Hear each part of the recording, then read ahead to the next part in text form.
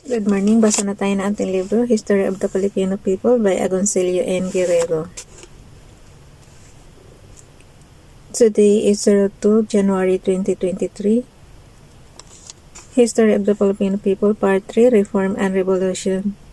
Topic number 12, the Malolos Republic, the paragraph Revolutionary Periodicals.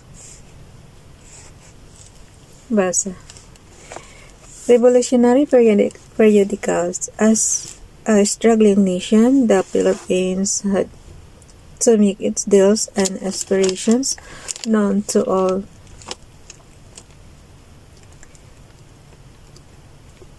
The world so that the foreign powers would respect and recognize its independence. There was need for propaganda media to broadcast these ideals and aspirations.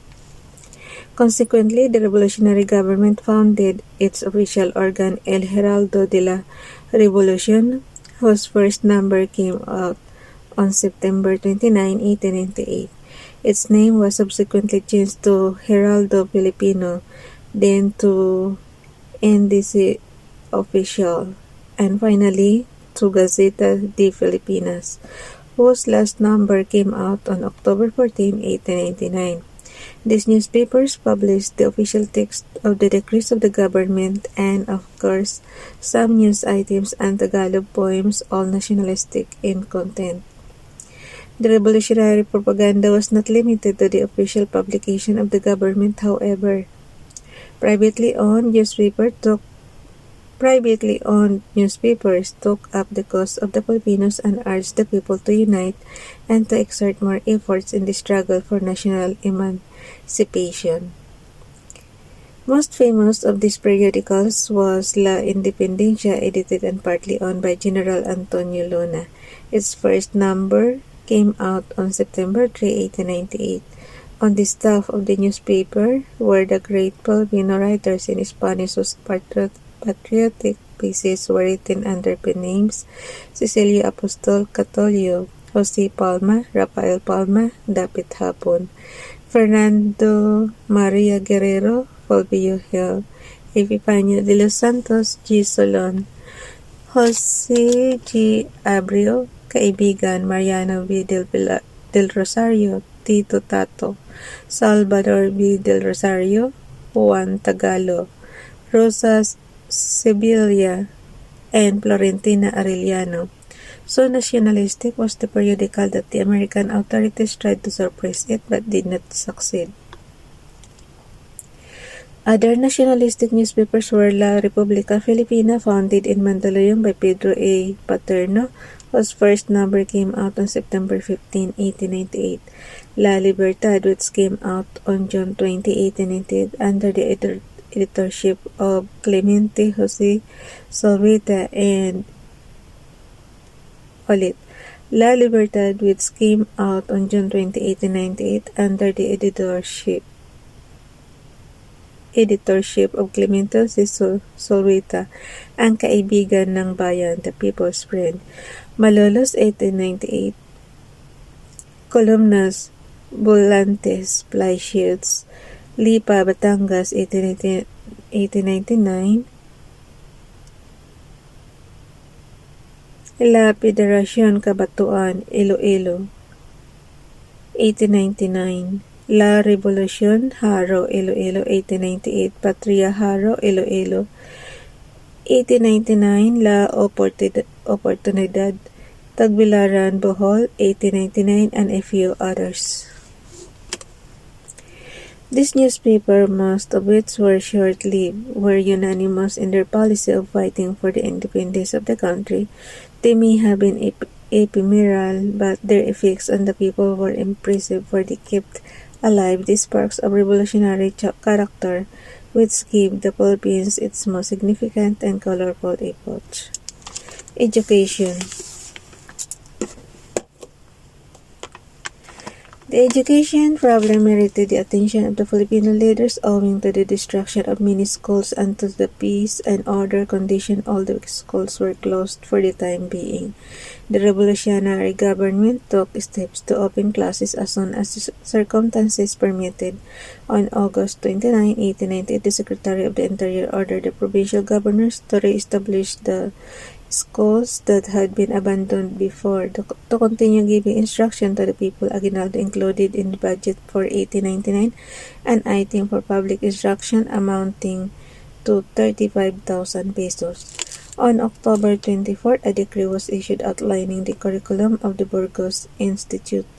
The curriculum included Latin grammar, universal geography and history, Spanish literature, mathematics, French, English, physics, chemistry, philosophy, and natural laws. Sayang hindi natin naabutan yung mga subject na Latin grammar, universal geography. Yung chemistry, mayroon naman tayo yan eh. Yan.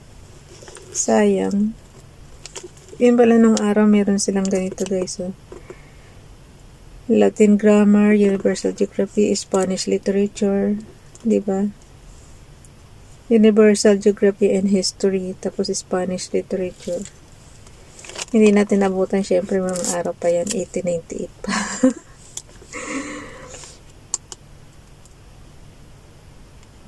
Higher education was provided for when in a decree of October 19, 1898, Aguinaldo created the Literary University of the Philippines. Professors of civil and criminal law, medicine and surgery, pharmacy, and notariate were appointed. Dr. Joaquin Gonzalez was appointed first president of the university. He was succeeded by Dr. Leon Maria Guerrero. He was succeeded by Dr. Leon Maria Guerrero. So, ibig sabihin, kasi Guerrero din yung Milagros si Guerrero. Akala ko siya yung napagkamalan ko pa. He was succeeded by Dr. Leon Maria Guerrero, who delivered the commencement address on September 29, 1899. So, yung author ng libro na to is Milagros, hindi Dr. Leon. Milagros si Guerrero. Ito naman kasi is Dr. Leon Maria Guerrero. Ulitin ko lang. Professors of civil and criminal law, medicine and surgery, pharmacy, and notariate were appointed. Dr. Joaquin Gonzalez was appointed first president of the university. He was succeeded by Dr. Leon Maria Guerrero, who delivered the commencement address on September 29, 1899. The university did not live long, for the conflict with the Americans led its faculty and students to disperse.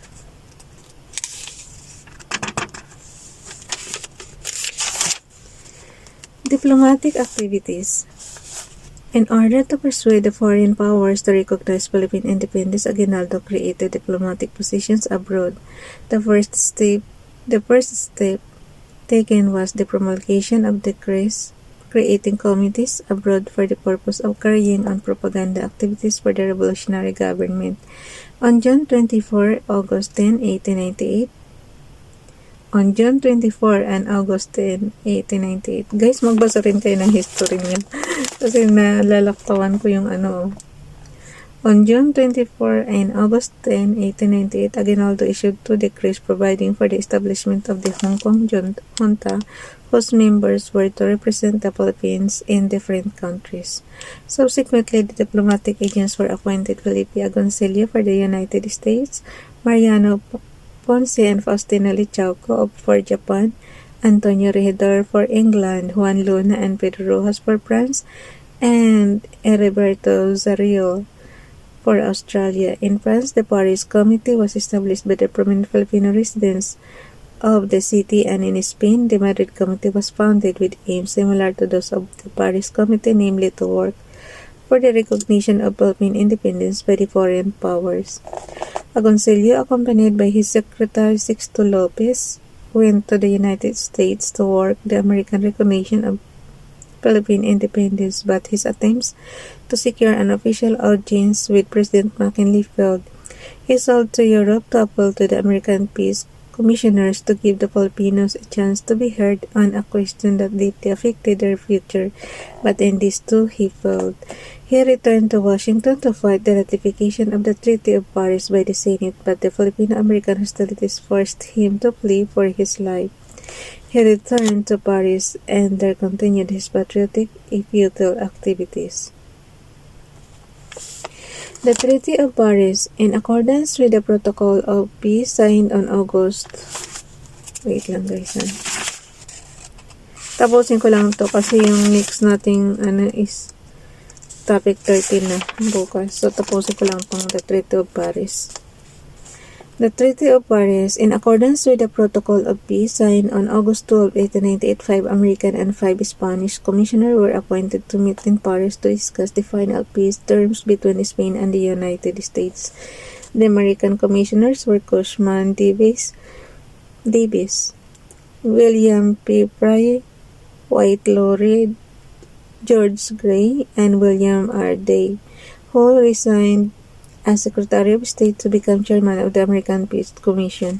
The Spanish commissioners were Eugenio Montero Reyes, chairman, and Buenaventura Abarzuza, Jose de Garnica, Wenceslao Ramirez de Villaurucha, and General Rafael Serrero members. The Peace Commission met in Paris from October to December 1898. Long discussions on legal points took place in which both sides refused to give in. Finally, the American commissioners served an ultimatum on the Spanish commissioners, who believed that the Americans should be gracious and gallant in their hour of victory. But the American commissioners, having been instructed to demand decision of the entire Philippines to the United States, were not in a mood to humor their Spanish counterparts and insisted on their main demand, that is, the cession of the Philippines to the United States. Helpless, the Spanish commissioners finally agreed on December 10, 1898. The Treaty of Paris was signed. It provided that Spain would cede the Philippines to the United States in return for which she would receive $20 million from the United States as payment for improvements made in the colony. Further, the United States agreed to give the Spaniards the right to ship commodities to the Philippines for a period of 10 years on the same terms as those of the United States. The Treaty of Paris did not go into effect until after the American Senate had ratified it. The proponents of ratification did not command a majority in the Senate, for many senators believed that the treaty was unfair to the Filipinos. The unfortunate rupture of Filipino-American hostilities on February 4, 1899 led many opponents of ratification to vote affirmatively. The vote was taken on February 6 and the treaty was ratified by 2/3 majority. American propaganda made it appear that the Filipinos fired the first shots that led to the Filipino-American hostilities. Consequently, the American senators who were at first against the treaty now voted for it in the belief that the Filipinos caused the rupture of Filipino-American relations.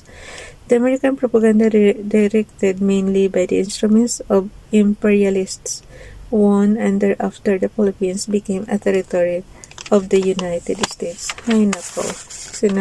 Pagkatapos sa copy ng Spaniards, America naman. Bye everyone. God bless.